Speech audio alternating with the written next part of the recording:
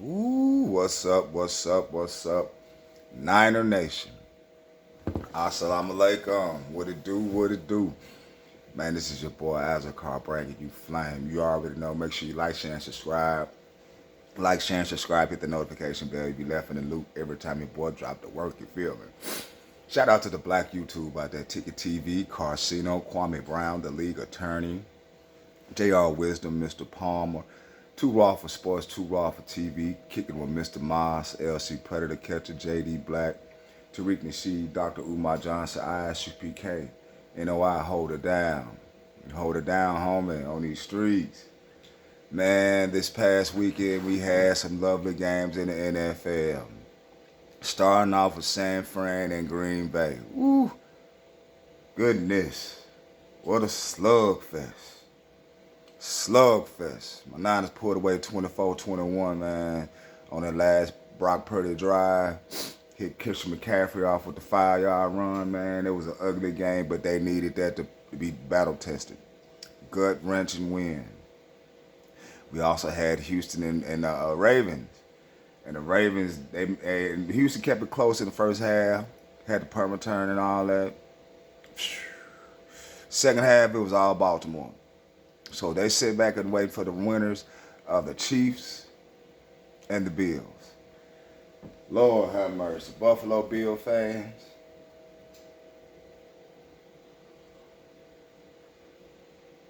Oh, man. Something about that wide right. That wide right, man. I missed the opportunity to tie the ball game up. Well, I feel for Buffalo. God, I feel for them. This is supposed to be their year. It's supposed to be their year. Am I missing another team out there? Am I missing somebody other? Missing another team? Who else is out there playing? Oh, yes. Yes. The Buccaneers in Detroit. Detroit come to San Fran and play. Congratulations, Detroit. Only thing is, I'm just saying, too many fans, man. You got NFL will humble you. I done lost 2 Super Bowls, man. It ain't cool. It ain't cool. But Lion fans just tone it down on the social media. Because they talking crazy. Crazy. But back to this NFL talk. Now, in the early 90s when Jimmy Johnson, when my 49ers was going through their changes, Jimmy Johnson, you know, he was the coach of the Dallas Cowboys. They went back to back. Plus, they came in a candlestick and whooped us on that first championship. Boy, oh God! I'm just being honest now. I'm just being honest. Now you know the season when they won their back-to-back Super Bowl.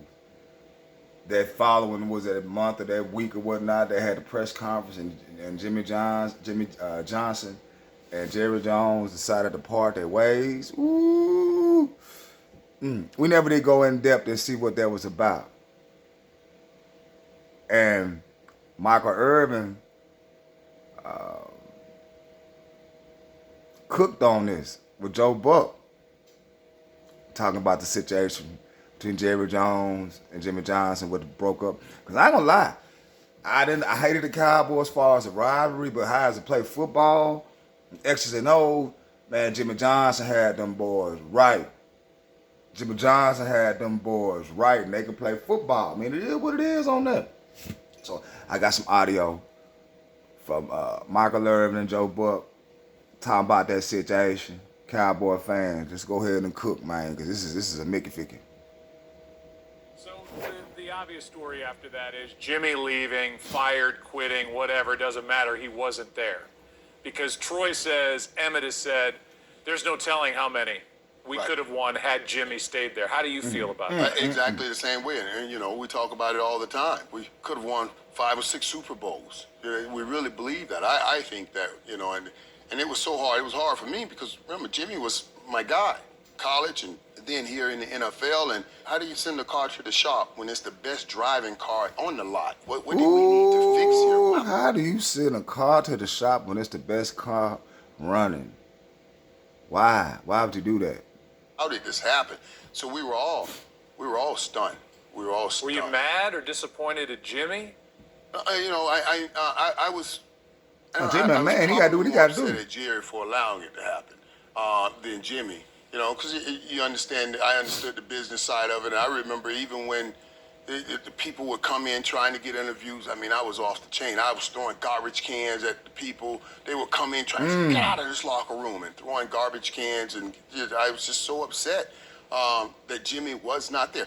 All along, when this thing was brewing, I never thought it would get to this. You never thought it could happen. I never. No way. You're getting rid of the guy that comes off of winning back-to-back Super Bowls. Just there's no way that's going to happen. Man, shouldn't have And he happened. did.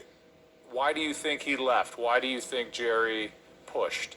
I don't know. I knew that it was some stuff going on because Jimmy wanted to run such a tight ship. Jerry wanted to make football bigger than life, which is what he's basically done. You know what I mean? He wanted to make argue that. You cannot argue that. And he wanted to bring. Let that man have that team. You, Jerry Jones, you done fucked up that organization, man.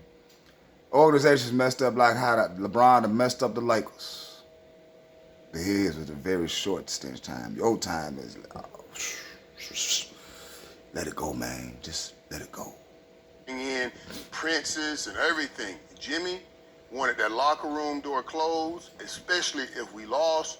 He was not in any mood to let Jerry bring all these people around, and I think that was what started it. You know, Jerry couldn't play with his team.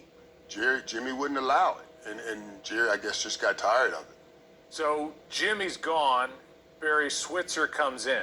I remember that. Referencing all the other guys that have been in that. Should have been undefeated. That year Barry Switzer came in when they got prime time. Should have been undefeated. But I believe they lost to Carolina in the playoffs, and the next year they won it. But should have been undefeated. Chair, but I will say that Emmitt Smith said, we won because of Jimmy. We won in spite of Barry Switzer. Now, I'll ask you to go one way or the other on that comment. I like Barry. I like Barry. And Barry believed that grown men didn't need to be monitored. Like, you know, these grown men, you guys know what you have to do, get it done.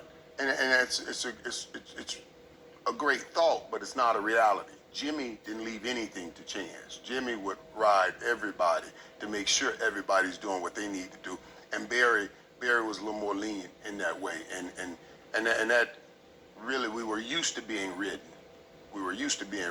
And so I think that caused some issues. You didn't win it all in '94, but man, you guys were still good. You know, you guys were still a force to be reckoned with. How good was that '94 team?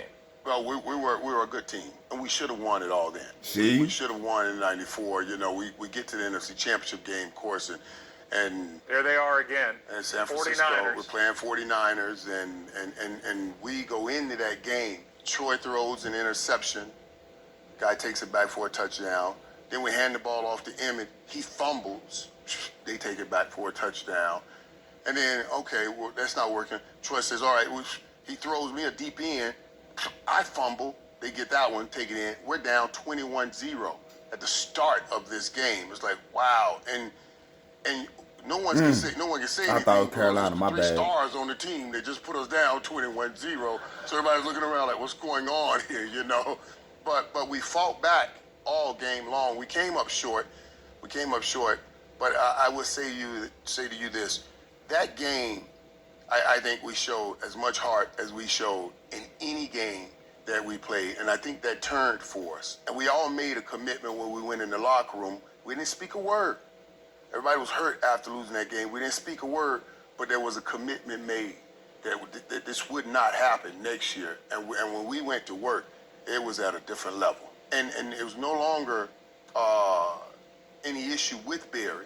It was only about winning football games now. You know, we stopped using that and allowing that to be an excuse. Doesn't matter who's on the sideline, doesn't matter who's coaching. It only matters who's on this football field, and we have to make it happen on that football field. And I think that's what changed for the '95 season. And in Super Bowl 30, the other team that was on the football field, the Pittsburgh Steelers.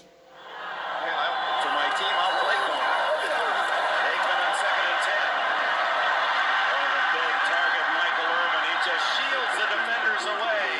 Another first down at the 15.